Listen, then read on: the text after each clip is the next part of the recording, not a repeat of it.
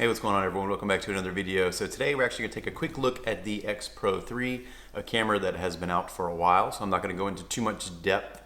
If you're interested in the X Pro, kind of just on the fence, this is basically just going to be the video for you. My experience with it, just picking it up a few weeks ago. I have been using Fuji for a while with the X100, the XE4, I've tried the X-T3, but really it's just supposed to be my backup camera, just kind of something fun to take around. So I always prefer the compact size. I use Canon for my professional work, need the full frame, just have all the lenses, have everything I need.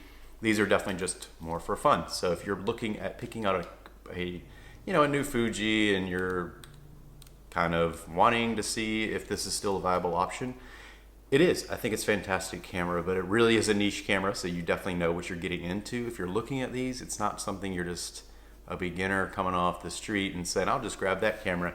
So you already know what to expect with this camera. You know it doesn't have a back screen, which is not a problem with me. I actually like it. I've been using the XE4 for a while, but unfortunately mine has not been very reliable. Actually, the joystick broke early on, and just not having one of the other dials on the back was just kind of getting frustrating. After a while, I was just kind of like, okay, I need the dial, because I don't use the top dials, I only use the wheels.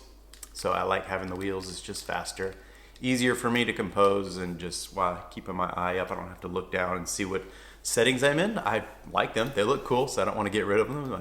It's not like I don't need them, I just think they're good for aesthetics as well as just, they can be nice to have, I guess, if you're trying to slow down, but for the most part, I just use the thumb wheels. So for me, having both was fantastic. The X100V is fantastic. I just don't love the 23mm focal length, which equates to a 35 on crop sensor.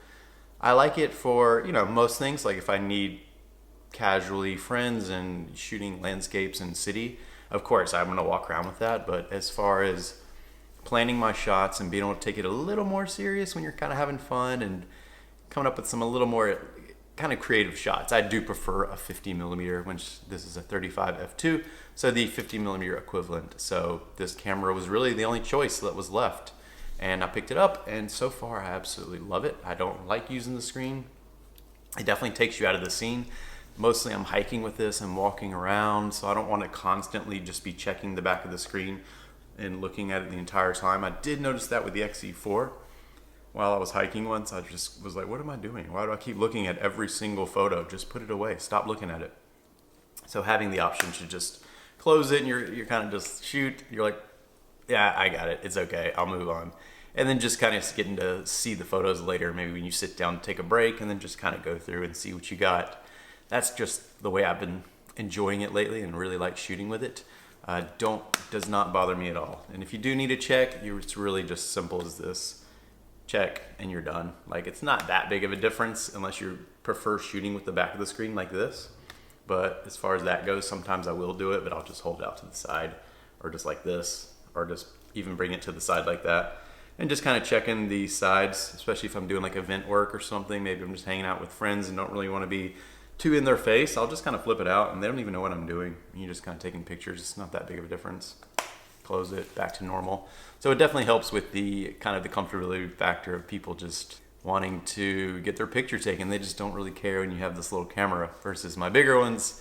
So I definitely prefer just something small, light. And the XE4 or the X Pro 3, it's kind of, it's a bigger camera, but it's not that much bigger than the XE4 and the X100V. It's not enough to really make me not want to pick it up. It's still a small camera. That was one of my concerns. I was like, that camera just seems really big, but it's not that big of a deal. Like, it's still, 2 fingers, you can hold it, shoot with it. It's so lightweight still, especially when you use the compact f2s. Really, the size wasn't really a factor. It's kind of just like, smaller than my hand, basically. You can cover it with your hand.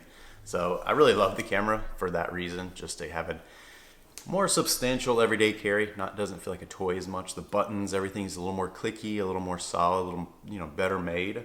So I do appreciate that. And coming from, I've shot with the M11, I've had the SL, I've had the Q2, the Q1, I've had all the Leica gear.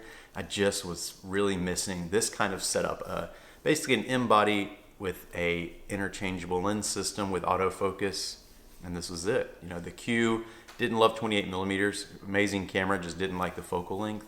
The M11 was fun for a minute, and then, you know, eventually you're just kind of like, all right, I'm tired of manually focusing every single time. I just want to get a shot and not have to sit there and get a headache every time you're trying to squint your eye, trying to make sure you nail the focus. It just gets old. Great camera, but yeah, it just wasn't for me at the moment. So this really is kind of taken over for all of those cameras. It really is the best of everything for me. It gives me the analog feel along with the modern convenience of an EVF and autofocus. Looking forward to the X Pro 4 that should be coming out probably in March is my guess. Yeah, I'll be looking forward to that. Just a little snappier autofocus, a little more precise, because when you're shooting a lot with this, you are going to miss quite a bit, unfortunately. But as far as it just getting the most important shots, it's totally fine. But I don't know if I would want to rely on it for a full day, because you're going to have a lot of slightly out of focus shots. So, but other than that, great camera, awesome to carry around, and pick one up, try it out. And I will see you guys in the next one.